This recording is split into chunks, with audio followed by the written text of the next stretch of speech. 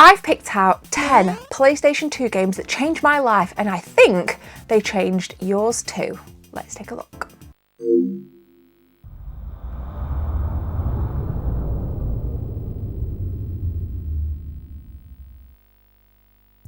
Like many of you, I've been with Resident Evil from day one. From the minute we saw the first zombie in the very first mansion, to moments like this with Leon and Ashley trawling through the castle in Resident Evil 4. Now I'm going to put a little disclaimer in here. When this originally came out, I didn't like it. But I grew to like it, and it really grew to have such an impact on me that of course I'm still playing it today with the most recent release on the PlayStation 4 and 5, and I'm going through it over on my stream on Twitch. What this game actually did was took this series in an entirely different direction. Zombies had dissipated and a brand new vibe had appeared. There wasn't a mansion in sight. And from these very first opening moments, you knew that you were in for something incredibly special.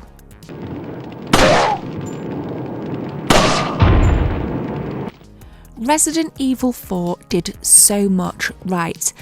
And I could argue that the fact that it was released on multiple platforms made it accessible to gamers beyond the PlayStation 2. But this was the first version I ever played. Then I moved over to the Wii version and it just continued. And I'm happy to say that playing through the remake today, there's brand new surprises in store at every twist and turn. So Leon and Ashley have a staple place, and of course this gorgeous wolf that I was happy to release back into the wild. This is a masterpiece of a PS2 game.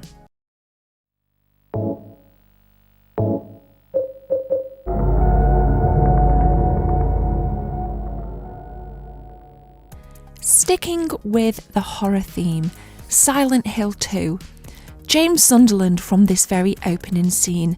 Something feels amiss, something doesn't feel quite right, and from this very moment I knew we were in for an absolute rip-roaring horror, demonic, I would say adventure, but this is anything but. This left me gasping, this left me wanting more, and again, this is a game that is going to be remade and released hopefully this year. Now for me, what this game did is it brought the element of sound to a horror game. It wasn't just about visuals and it wasn't just about gore, but it's that vacant sound that just added so much atmosphere and wonderment to my experience when I played this for the first time.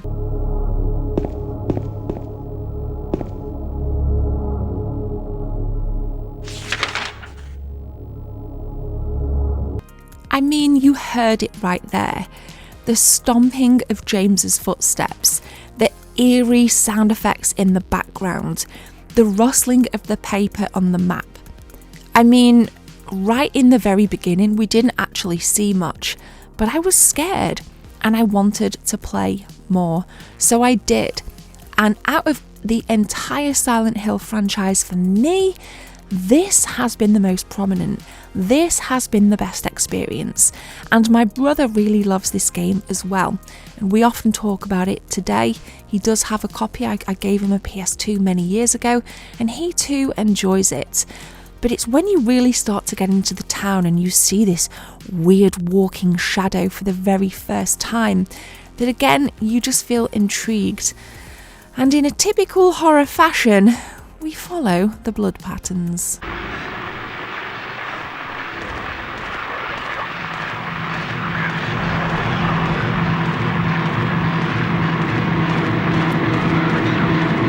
That eerie static of the radio, again, remember what I said about the sound.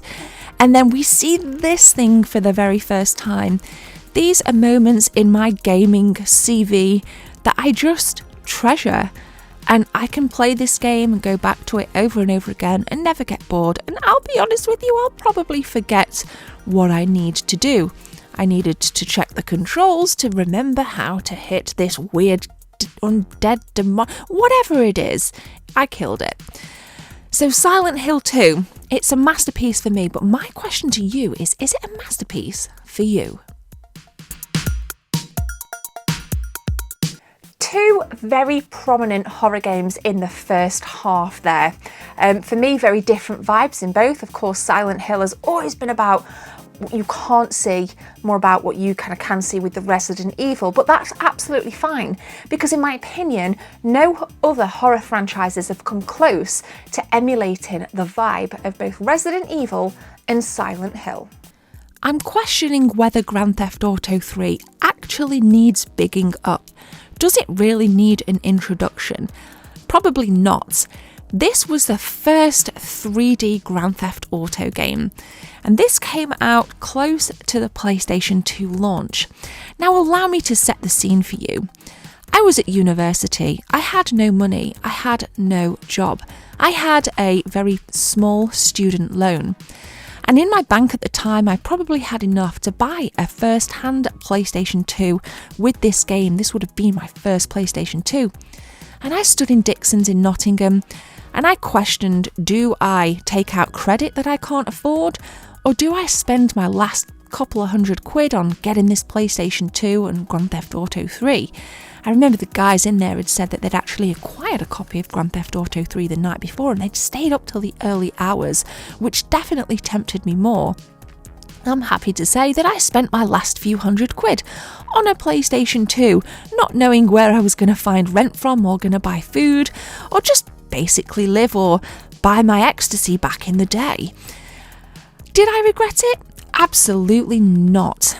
This was a pinnacle moment for me, and just playing this, seeing this now, takes me right back to that moment when I was stood in Dixon's debating. I probably stood there for about 2 hours, and I will never forget what this game did for me. You ever been downtown? Now, if this wasn't enough, the question was then, where can Grand Theft Auto as a series go from here? Well, actually not long after, this happened.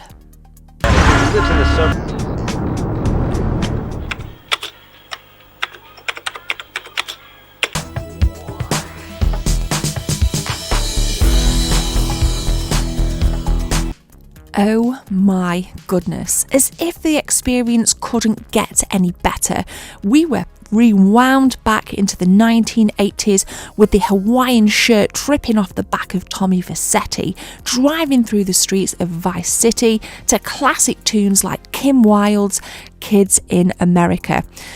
I'm not going to play it because I don't want a copyright strike. I actually really like my £10 ad revenue that I get from most videos, but nonetheless, here we are. I'd like to think by this point in my life I had a job and maybe a little bit more money in my bank account.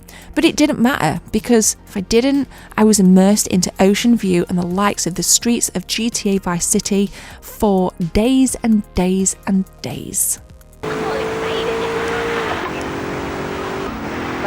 What immediately struck me and enticed me with Grand Theft Auto Vice City was the colour palette. Compared to GTA 3, this was bright, it was vibrant, it was neon. Of course, it was 80s. And I didn't realise how dull Grand Theft Auto 3 was until I actually played this. Now, this was one that I played in my second year at university, and I played a lot when I was babysitting my cousins. They were up in bed and I would just sit down on my auntie's PlayStation 2 and play this until the early hours. There were many an all-nighter session pulled on this.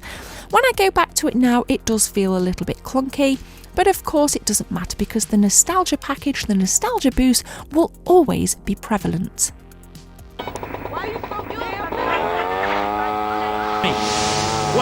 Now, of course, getting on this little hairdryer sounding moped for the first time was also pretty cool. I actually said to myself back then, I really wish we could have skateboards and bikes. Well, that came in Grand Theft Auto San Andreas with the bikes. But this, even getting to that mansion on that middle island, Diaz's mansion, I can't say a bad word about Vice City. Let me know some of your golden memories in the comment section.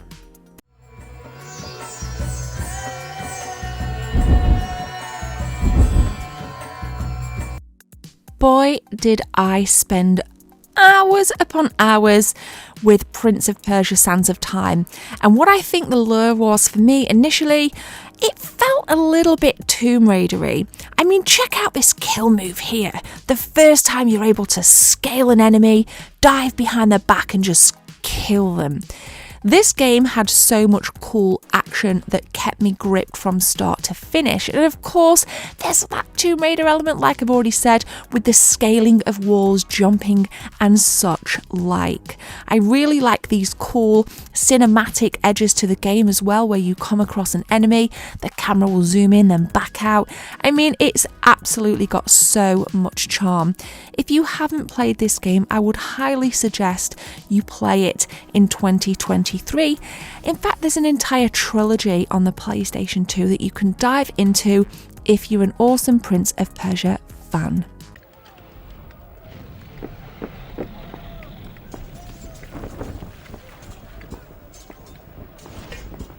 Later in the game, you get different abilities. You can rewind time for 10 seconds, making it that little bit cooler. I love this.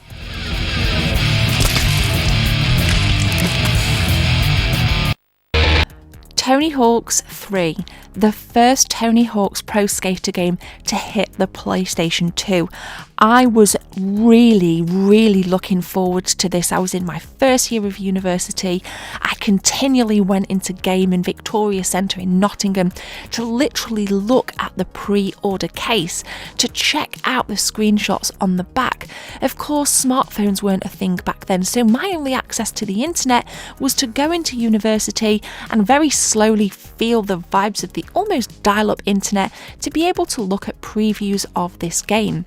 It plays much like the previous two. You've got to do lots of different tricks and you can string them together by grinding or manualing. Of course, it's not very realistic because some of the tricks are a little bit outlandish, and of course on each level you have to get different achievements to be able to progress to the next. It's a formula that works and has worked for many years.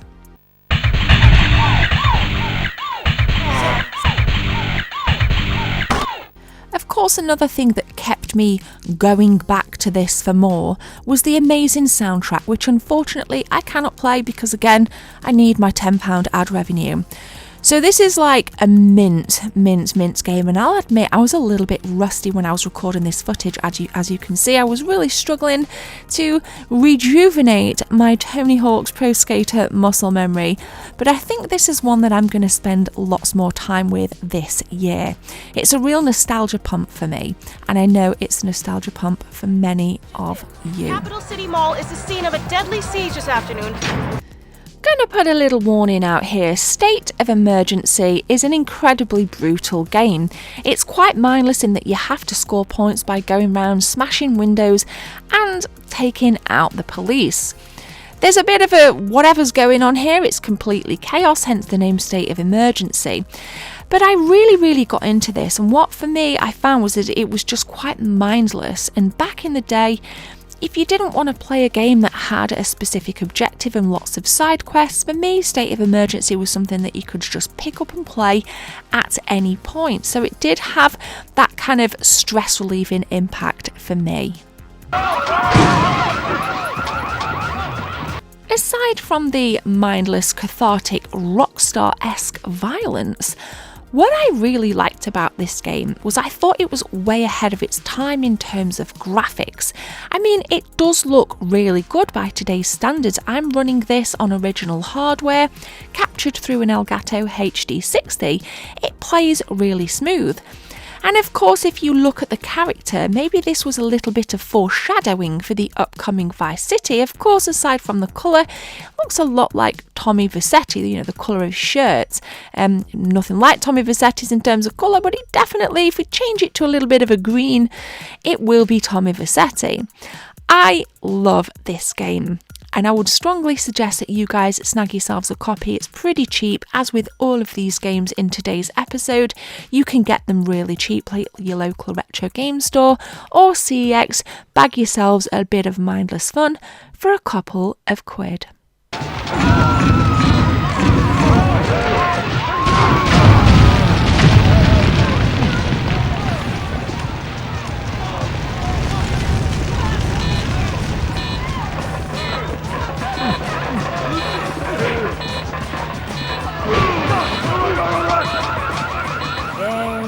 Very interesting. SSX Tricky was everything that I wanted Cool Borders 2 to be back on the PlayStation 1. This game looks good, it sounded great, and the tricks felt absolutely liberating when you were bagging yourself that airtime, pulling off the best trick you could possibly do to fill the trick meter. It does take a little bit of getting used to. As you can see here, that trick was pretty basic, but the more I played, the more I actually found myself doing decent tricks. Flying squirrel! Doing experimental! Winning isn't everything! Back in the day, what appealed to me so much about the SSX franchise was there wasn't many snowboarding games, and even by today's standards, if you look at the market, there's not actually a lot of snowboarding games, and it takes a lot to do something like this right. And it's the same, I think, with any extreme sports games. It's got to be done right. It's got to look good, it's got to sound good, you've got to have a nice mixture of eclectic characters, a nice day-night cycle in whatever tracks that you kind of put out there. It really has to work, and this nailed everything. It was fun. You could play with your friends. It was just so, again, pick up and play. You weren't necessarily committed to say something like you pick up Resident Evil 4, you know it's going to be a commitment.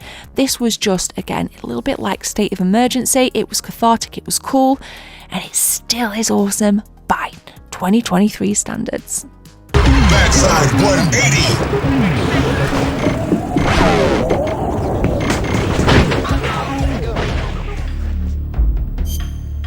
Metal Gear Solid 3 Snake Eater, quite the opposite. A lot of thinking involved, a lot of strategy involved with this. So if I wanted something that I was yearning to have a little bit more thinking time with, this is the game that I would put on.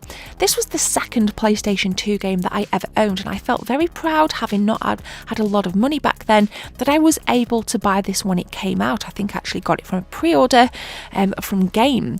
It's really, really awesome, and I think it takes everything that worked really well in the first couple of games and brought it into a completely new environment. Obviously, I really love the jungle theme. One thing I will say about this is that I found that the cutscenes tended to be a little bit too long. I'm a bit of a one for skipping cutscenes, I'm not gonna lie, but I think with this I wasn't as tempted.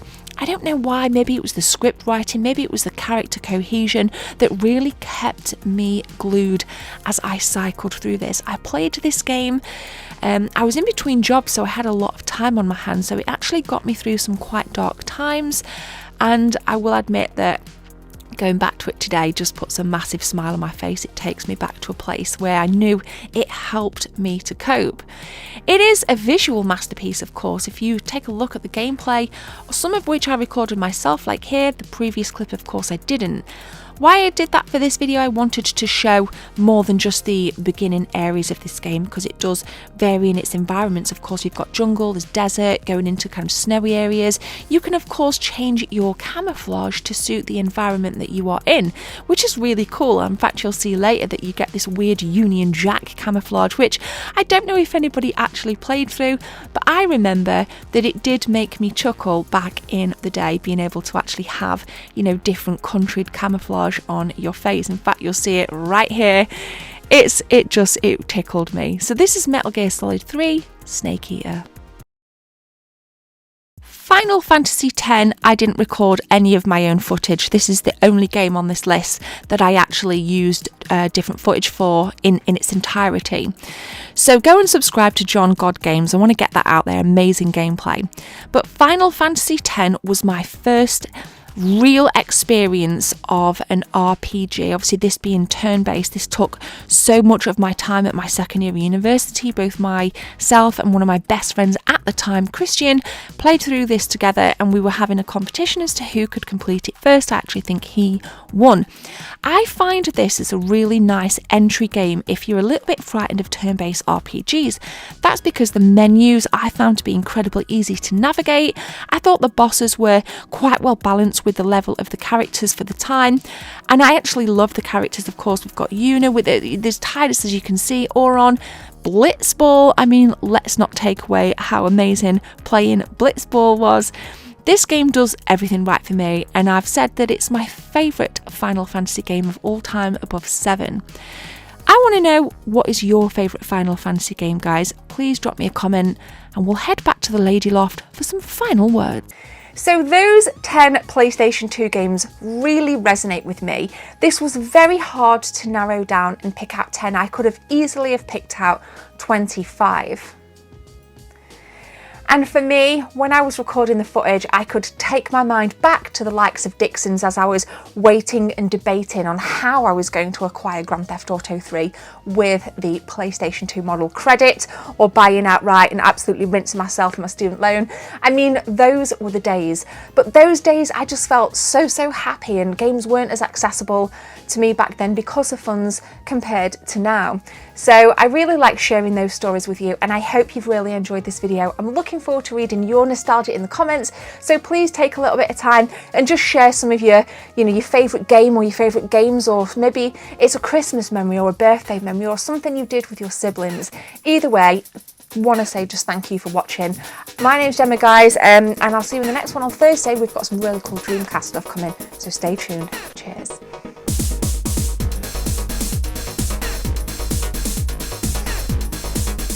I need a few seconds of your time to tell you about channel memberships. If you guys want to become a channel member, click join from the main page or the second link in the description. There are 3 tiers, all with different perks for you if you want to become a team member. Thanks for your time. Let's continue with the video.